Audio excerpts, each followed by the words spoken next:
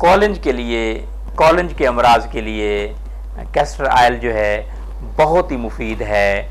फटी हुई एड़ियों के लिए बहुत मुफीद है, खुश्की के लिए बहुत मुफीद है, हाथ पाँव की खुश्की के लिए बहुत मुफीद है, दिमाग की ताकत के लिए बहुत मुफीद है। इसको पिया भी जाता है, इसको खाया भी जाता है मुख्तलिफ अपना हांडियों में डाल के, और इसको बैरूनी तौर पे भी इसका इस्तेमाल कराया जाता है। होंठों की खुश्की के लिए बहुत मुफीद है।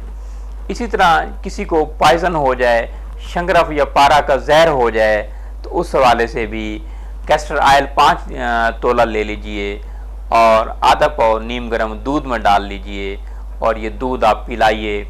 इंशाल्लाह पारा या शंगरफ का जहर जो है ख़त्म हो जाएगा, दूर हो जाएगा।